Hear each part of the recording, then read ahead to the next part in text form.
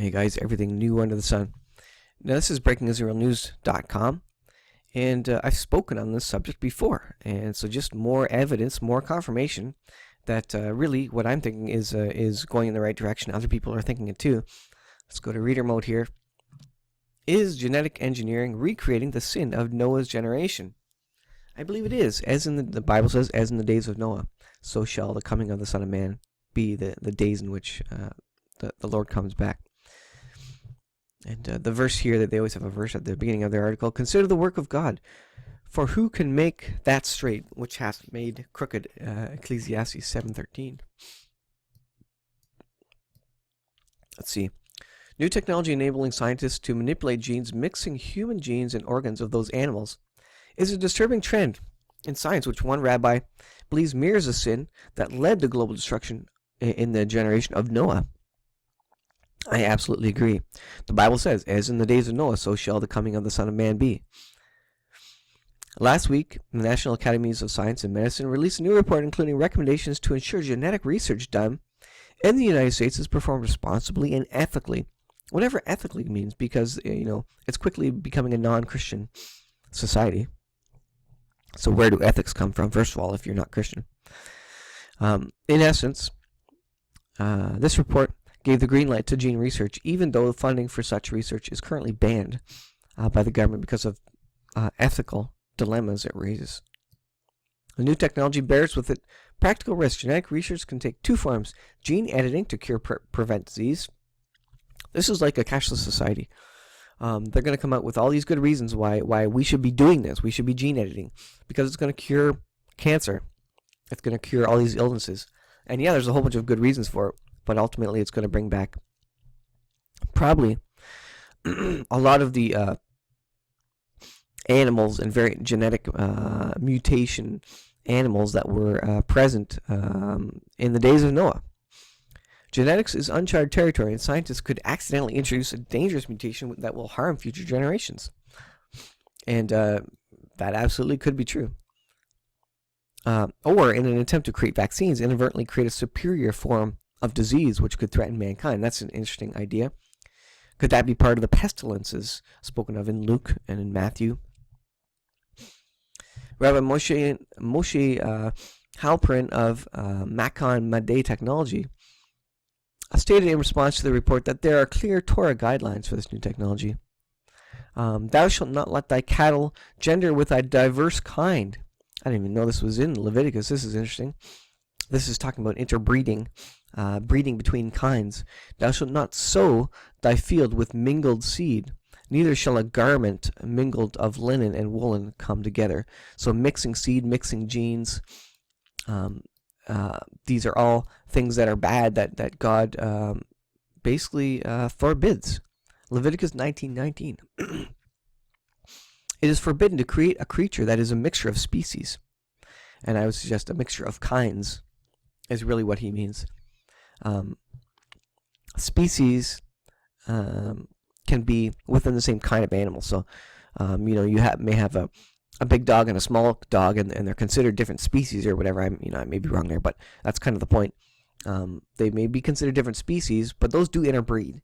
But they're still dog. They're of the dog kind. It's the dog. The problem is mixing dogs with horses or something, and creating a mixed kind, and that is absolutely forbidden. And God limits it basically naturally, but if you try hard enough, as the book of Jasher speaks of, how the Nephilim tried to continue breeding different kinds of animals, and kept trying and kept trying and kept trying. Eventually, maybe something survives, some embryo or animal survives, and then they take that surviving animal and start breeding it with other kinds, and they really make a mess of God's creation. However, he noted improving species, even the human race, is not forbidden by Jewish law. I would disagree with him there. I think it doesn't make sense. But changing the color of skin or hair is permitted, even more so when it concerns removing genetic maladies. But the process certainly needs oversight. I think it's a slippery slope. As soon as you give them if you give them an inch, they'll take a mile. And yes, it would need oversight, but I think anytime you start this in the first place, it's going to have people taking that mile, and it's going to be hard to control because what they're doing in their labs behind closed doors, governments can't control, and you don't want governments legislating anyways because they're going to go slippery slope, and they're going to say, well, yeah, let's keep doing it, and as the world gets more liberal, leftist, they're going to have less and less ethics and morality, because ultimately morality comes from Judeo-Christian values and the Bible. And so you're going to end up with being at the bottom of the slippery slope, everybody creating whatever they want, and no rules. And then we have basically what it looked like prior to the flood in the days of Noah. Rabbi Berger, rabbi of the Tomb of David on Mount Zion, stressed that the issue of mixing species had serious biblical ramifications, noting that the verse forbidding mixing breeds of animals directly preceded a section of the Torah dealing with sexual impropriety. And whoever lieth carnally with a woman, that is a bondmaid betrothed to a husband, and not at all redeemed, nor freedom given her, shall be scourged. They shall not be put to death because she was not free. Leviticus 19:20. There is also expressed in the sin of the generation of Noah, which, according to Jewish tradition, was a forbidden mixing of animals and man. Now we're talking about the Greek myths and the hybrids, the centaurs of Greek mythology, etc. that existed prior to the flood. And Hashem said, I will blot out man whom I have created from the face of the earth, both man and beast and creeping thing and fowl of the air, for it repenteth me that I have made them. Genesis 6:7. Noah's generation sinned sexually, but it was expressed in the mixing of species. Again, read Jasher. Jasher details how the Nephilim went about creating these half man, half beast animals. The limits of science and ethics are being expanded and tested in remarkable ways. In 2015, several groundbreaking experiments took place in genetic engineering. A herd of cloned cattle genetically engineered with human DNA used to incubate antibodies against Ebola virus. I want to get down here. Let's see if we can... photographs from a eugenics exhibit in New York. And I haven't even... look at this. Let me see if I can find this image here. I don't know if I can blow this image up or not. Doesn't look like I can.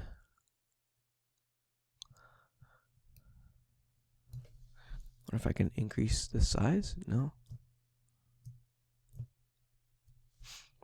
Anyways, there's images there and wiki. Let me see if I can find this here. I thought there was something interesting about this. It looks like it's just a doctor measuring a guy compared to maybe a skeleton or something to look at. I guess they were doing some genetic engineering of sorts back then. In one particularly discriminating case, geneticists in China modified the DNA of human embryos, concentrating on the gene responsible for thalassemia, a potential fatal blood disorder. However, in their final report, the researchers said they found a surprising number of unintended mutations. Absolutely. And we're going to see all this crazy mutation stuff. The Bible says the days that we're going into are like the days of Noah. I think we're going to see some animal-human hybrids. These experiments illustrate some of the astounding areas researchers are exploring. The science involved is staggering, but the ethical considerations are even more perplexing. Certain areas of research in the U.S. are stalled until the issue of abortions is resolved, establishing once for all the legal status of fetuses and embryos. They're arguing about the time at which they stop growing these things. So they're fiddling with genes, and they're letting the embryo develop, and they're arguing about how long they can let that embryo develop before they kill it, basically, before they destroy the embryo, because they know they probably can't get away with letting it grow, be born effectively. And so they're arguing with the timelines. And as we know, the timelines for abortions continues. Now you can even abort kids after they're born. So they'll keep extending the length that they can grow this embryo until finally they say, oh, you can have it, you can let it be born, but then kill it, just like abortion. partial birth abortion, I guess is the name for it. And so the limits, they give an inch, they take a mile, and then the law becomes that mile. And then they give an inch with that law again, and then that inch becomes another mile beyond what they had already legislated. And you can say there's no slippery slope, but history shows us there's always slippery slope with any of this stuff. Plus, the Bible says it, and the Bible is confirmed right every time we turn our heads. I will leave it there. We are in the days of Noah, and we're going to see some incredible creatures, I think.